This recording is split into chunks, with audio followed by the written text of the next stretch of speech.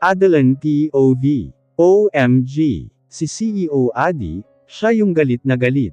Bulalas ni Jana sakin, nang nakababa na kami, at oo nga para siyang dragon na nag-aapoy ang galit sa kanyang mga mata, na akala mo lalapain niya kung sino man ang lumaban sa kanya. Bumaba kami, at nakipaglaban ako sa kanyang titig, hindi nga ba siya ang nagsabi sa akin na wala akong karapatan na maghimasok sa buhay nilang mag-ama, dahil isa lang akong dakilang yaya. Bakit ngayon narito siya, na akala mo pagmamayari niya ang lugar na to? Lumapit ako sa kanya, at hindi ko pinahalata na nanginginig ako sa takot, aaminin ko matapang ako, ngunit sa ganitong titig niya sakin, kulang na lang ay natunaw na ako, kung kandila lang siguro ako baka matagal na akong tunaw sa mga titig niya, lumunok pa ako ng 2 beses, dahil pakiramdam ko nawalan ako ng boses. Nagbalik tuloy ako sa nakaraan, 1 linggo na ang nakakalipas. Pabalik-balik noon si Olivia na akala mo kung sino. Pinagmukha pa akong yaya lang ng kanyang anak sa harapan ng babae. Aminin ko na saktan talaga ako. Pero yun naman talaga ang totoo Dahil yaya lang naman talaga ako. Humarap ako sa kanya, at matapang ko siyang nilabanan ang kanyang mga titig sakin. Ngunit ganun pa rin wala akong makita na emosyon sa kanyang mga mata, kung hindi ay matinding galit. Anong ginagawa mo dito sir? Day off ko hindi ba, huwag mong sabihin na nagbago na naman ang isip mo. Matapang kong tanong sa kanya, tumingin muna siya sa likod ko, at tiningnan siguro kung sino ang mga tao na nakapaligid sa akin, ang kaninang mata na umaapoy sa galit, ay biglang lumamlam na para bang nagsusumamo. Adelan we need to back home now, sagot niya sa akin, hindi ko alam kung nag-uutos ba o nakikiusap, dahil sa malumanay niyang boses, kakaiba sa pinapakita niya sa akin, 2 linggo na ang nakaraan. Pwede bang, dito muna ako hanggang bukas sir, please, sagot ko sa kanya na may pakiusap, pakiramdam ko mapipyok na ako, dahil mukhang maiiyak na naman ako. Kaya naman binaba ko ang mukha ko sa kanya, dahil hindi ko na kayang labanan pa ang mga titig niya. Wala na din akong pakialam kung pinapanood na kami ng mga kasama namin ni Jana dito sa boarding house. No, we need to go back home. Either you like it or not. Sagot niya, ito na at mukhang galit na naman.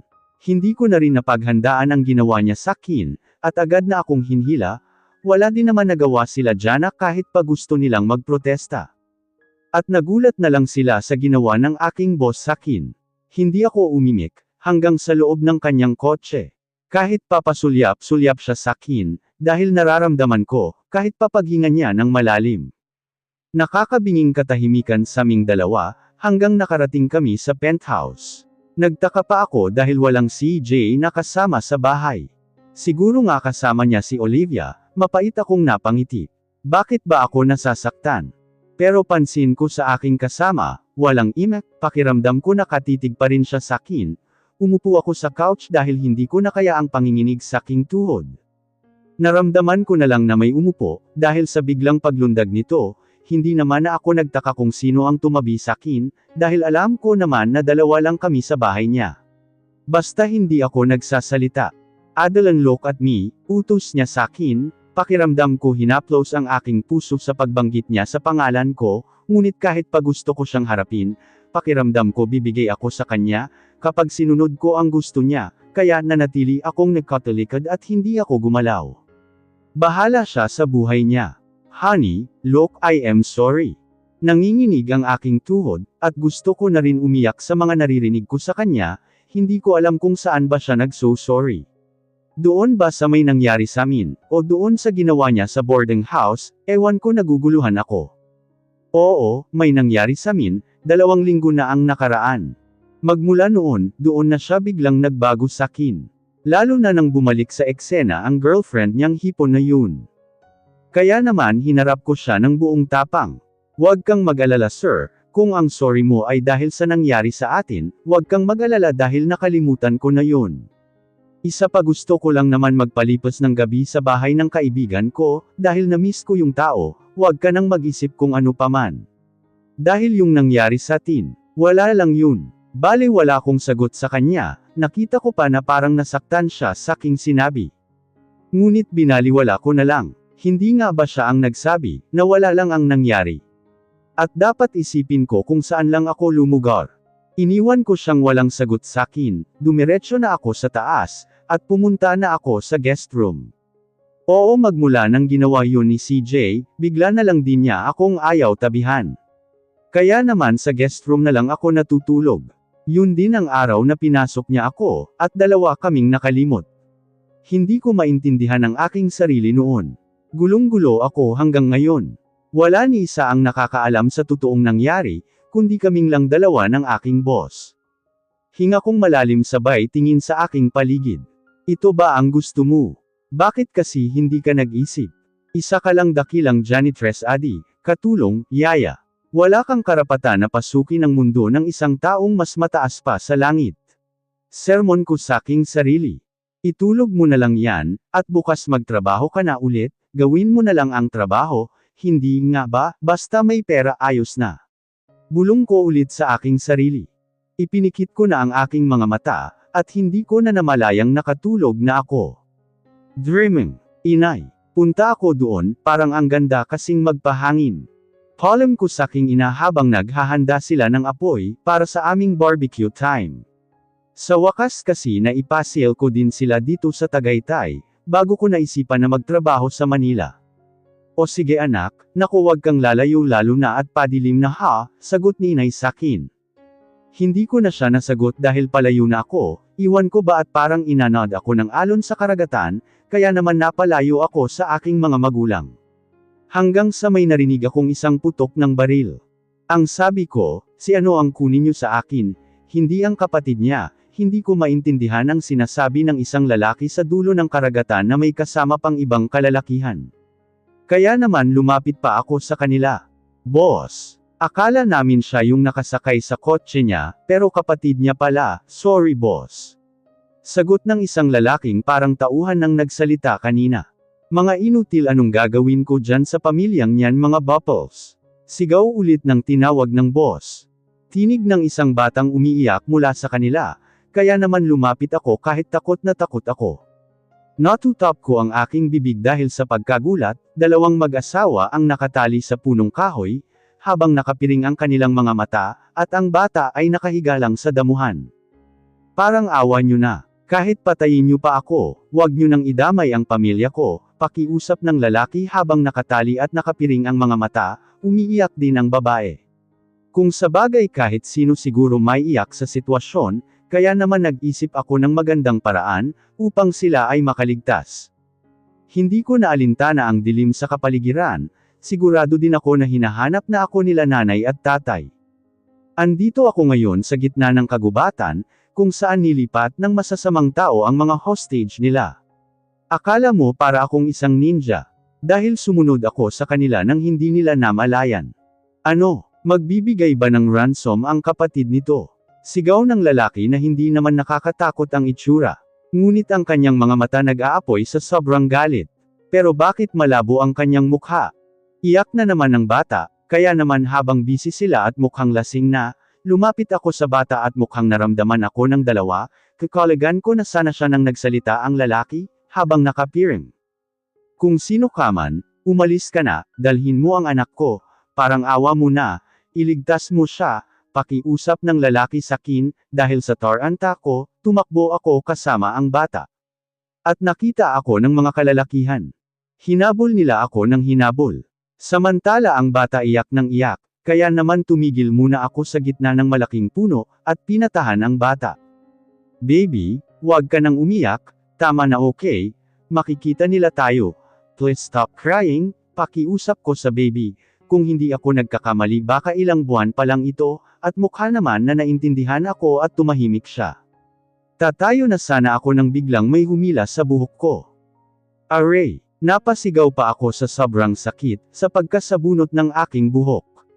Ngunit noindang ako dahil bigla na lang may putok ng baril sa hindi kalayuan, at nakita kong dukwan ang taong kanina lang, ay nakahawak pa sakin, dahil sa pagkataranta ko ay bigla na lang akong nawalan ng malay, ang iniisip ko na lang ay ang bata. Yung bata, hindi ko na alam ang nangyari, dahil nagdilim na ang aking paningin. Yung bata, sigaw ko, hingal na hingal akong nagising, dahil sa masamang panaginip ko. Pakiramdam ko totoo. Ano yun? Bakit parang totoo? Kausap ko sa aking sarili, napahawak pa ako sa aking dibdib, dahil sa lakas ng kabog nito. Luminga ako sa paligid, at nasa guest room pala ako, kaya naman tumayo na sana ako, nang bigla akong napatalon sa gulat, dahil pag-switch on ko sa ilaw, isang lalaki lang naman ang nakatayo sa harapan ko, na akala mong kanina pa ako pinapanood. Ay kabayo, biglang naibulalas ko dahil sa pagkagulat, napahawak pa ako sa aking dibdib, hindi ko din napansin ang tubig na dala niya, na akala mo alam niya ang nangyari sa akin. Drinks this, malumanay niyang sabi sa akin, sabay bigay ang tubig na hawak niya. Salamat sir, nauutol ko pagsagot sa kanya, mukhang hindi pa naman siya tulog, dahil ang mata niya malinaw pa sa sikat ng araw kapag umaga. Dahil nakasuot pa siya ng salamin, alam no yung panghenyo na salamin ganun siya. Napailing na lang ako, dahil iba na naman ang tumatakbo sa utak ko. Heist. Hinga kong malalim, hindi naman siya umimik or nagsalita, basta kinuha niya lang ang baso mula sa akin. Nung tapos na akong uminom ng tubig, hindi na sana ako magsasalita nang maalala ko si CJ, kung iniwan niya sa kwarto baka mahulog yun. Malikot pa man din ng bata. Kaya naman kahit labag man sa loob ko na harapin siya, ay hinarap ko na at kinausap na rin, pero ang lalaki nakatitig na naman sa akin. Okay na ako sir, salamat sa tubig. Pwede mo nang balikan si CJ baka hanapin ka, at baka mahulog pa siya sa bed, diretso kong bulalas sa kanya, ngunit ang lalaki nakatitig lang sa akin, ni hindi nga gumagalaw. Kaya naman lumapit ako sa kanya at baka tulog. Sir ang sabi ko, hindi ko na naituloy ang sasabihin ko, dahil hinapit niya ang baywang ko. Nagkalapit ang aming katawan sa isa't isa. Ano ba ang ginagawa mo sir? Gusto kong kutusan ang sarili ko dahil nauutol pa ako, ngunit ang boss ko na Pepi na ata dahil hindi naman ako sinasagot. Basta nakatitig lang siya sa akin. Si CJ baka mahulog, mahina kong boses na nauutol pa rin, pero lunok lang ang sinagot niya sa akin. CJ is not here honey, sa wakas sumagot din ang lalaki. Ngunit napapaos ang kanyang boses, kaya naman tiningala ko siya, dahil sa sobrang tangkad niya. Kaso wrong move. Dahil kunting-kunti na lang at maglalapat na ang aming mga labi sa isa't isa. Nasaan si CJ? Tanong ko sa kanya, ngunit lunok pa rin ang sinagot sa akin. Ngunit di ba nga kasasabi lang wala nga si CJ dito? Sira din ako eh. Tinatanggal ko ang kanyang mga kamay, mula sa pagkahapit niya sa baywang ko, ngunit mahigpit ang hawak niya, kaya naman kahit nanginginig na ang tuhod ko, at parang magwawala na ang puso ko, sa sobrang lakas ng tibok nito, ay matapang kong sinalubong ang mga nagbabaga niyang titig. Nagising na lang ako at nahimasmasan, na naghahalikan na pala kaming dalawa, at parehong humahabol ng hininga. Nahiya naman ako kaya tumalikod ako sa kanya, ngunit ang lalaki kinarga na naman ako na pa-bridal, at nilabas sa guest room at dinala sa master bedroom niya. Sabay pa kaming nahiga sa kanyang kama, na para bang tinapon niya ang sarili namin. Hindi naman ako nasaktan, dahil siya naman ang napailalim. Aalis na sana ako sa tabi niya, nang mahigpit niya akong niyakap. Stay please Adelan, bulong niya sa akin, pakiramdam ko lahat ng sakit na dinamdam ko ng 2 linggo, ay biglang natunaw. Ganito na ba ang tinatawag na pag-ibig? Kausap ko sa hangin. Dahil sa pagbigkas niya sa aking pangalan, parang musika sa akin pandinig. Pinakiramdaman ko siya, ngunit wala nang imik. Hindi na rin siya gumagalaw. At mabibigat na hinga na lang ang aking naririnig mula sa kanya. Hindi naman nagtagal nakatulog na ang lalaking nakayakap sa akin, halatang pagod na pagod siya at walang tulog, kaya naman pagkakataon ko na siyang tinitigan, total tulog naman na siya, at 2 lang naman kami, bukas ko na lang tatanungin kung nasaan si CJ. Ang amo ng kanyang mukha, akala mo hindi siya nakakatakot kung magalit, para siyang dragon kung sumigaw. Kahit sino wala siyang pakialam kung galit siya, pero alam ko lahat ng yun may dahilan, masarap na ang kanyang tulog dahil humihilik na siya, kaya naman nagsalita na ako. Alam mo, ang gwapo mo, bulalas ko sa kanya, napansin ko pang tumaas ang labi niya nung tinignan ko ulit, ngunit hindi naman siguro guni-guni ko lang, kaya naman nagpatuloy ako. Bakit ba kasi ang songgit-songgit mo? Pati si CJ nahahawaan mo na, hindi ba pwedeng magpakabait ka naman? Kausapin mo ako ng maayos. Alam ko naman na isa lang akong katulong, pero may damdamin naman ako sir, para akong timang na nakikipag-usap sa hangin. Pero alam mo, kahit pa sinabi ko na sa'yo na nakalimutan ko na ang nangyari sa atin, ang totoo naguguluhan ako, alam mo naman siguro sa sarili mo, na ikaw ang alam mo na. Hindi ko na maituloy ang sasabihin ko dahil nahihiya ako. Kahit pa sabihin natin na tulog siya. Ngunit nagulat na lang ako, nang hinapit niya ako ulit at mahigpit na niyakap. Nakiyakap na rin ako sa kanya. Total naman wala si CJ, walang makakakita sa amin. Kundi siya lang at ako lang ang makakaalam. Hindi na malaya na hinhila na din ako ng antok. Basta ang nasa isip ko bahala na bukas.